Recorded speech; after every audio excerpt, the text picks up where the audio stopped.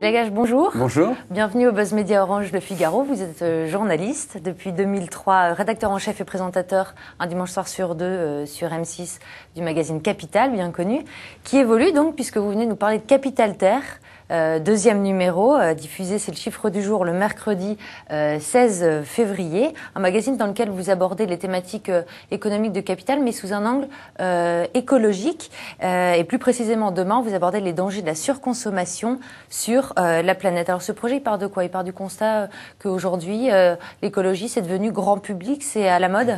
Mais non, le constat est le suivant, c'est-à-dire que avant, enfin, toujours le dimanche soir sur Capital, on regarde le monde à travers le prisme économique. C'est-à-dire qu'on essaie de comprendre le pourquoi du comment du monde qui fonctionne autour de nous, mais à travers un prisme économique. Et puis, on a un peu, je dirais, varié le curseur en disant, et si on regardait ce même monde-là, mais à travers celui de l'écologie. Or, là où c'est très intéressant, c'est que l'écologie, c'est tout. C'est l'économie, c'est l'écologie évidemment, c'est la politique, c'est la société. Et ce qui est passionnant, c'est que quand on part du même principe que celui que l'on applique pour Capital, à savoir de partir de notre environnement quotidien, eh bien là, on a, et on se pose les mêmes questions, on a des réponses énormes. Pourquoi? Parce que si vous vous dites en quoi mon geste quotidien de consommer, voire de surconsommer, puisque c'est effectivement la tendance, a-t-il un impact sur l'environnement d'un bout à l'autre de la planète?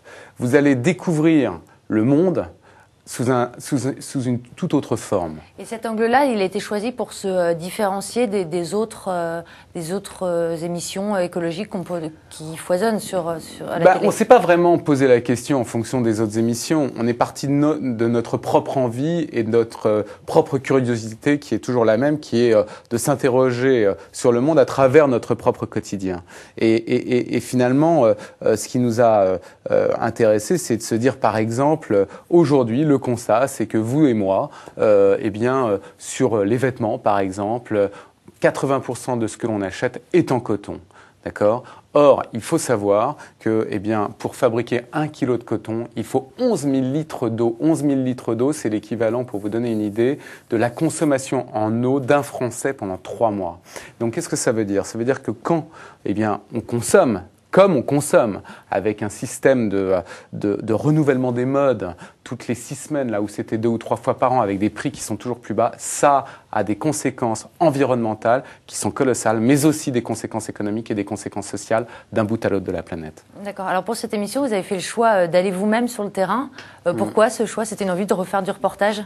D'abord, je suis par, profession reporter au départ, même si aujourd'hui je suis rédacteur en chef et présentateur. Et puis, il y a donc évidemment, c'est quelque chose qui me tient profondément à cœur.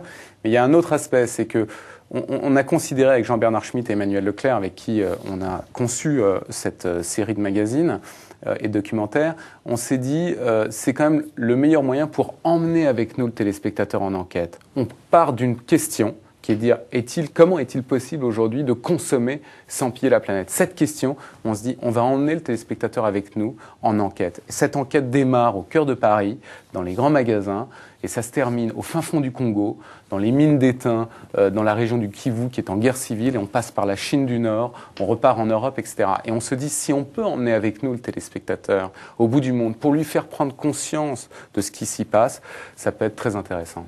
Alors la première émission, c'était il y a un an, quasiment, en mars. Et, elle avait réuni un peu plus de 3,3 millions de téléspectateurs. L'objectif, c'est quoi demain? C'est de faire aussi bien? Évidemment, on aimerait qu'il y ait le plus vaste public, si je puis dire, le plus vaste public devant l'émission. M6 ne donne pas de chiffre d'audience. Nous, on s'en met. Et évidemment, on a envie que ça soit le plus grand nombre de téléspectateurs possible.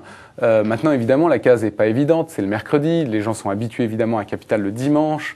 Donc, les réflexes de consommation ce jour-là ne sont pas les mêmes que lorsque vous regardez évidemment les magazines d'information de dimanche sur M6. Mais justement, quand on lance une nouvelle émission comme ça, est-ce qu'on attend les audiences de voir si l'émission rencontre son public ou il y a déjà d'autres numéros qui sont programmés?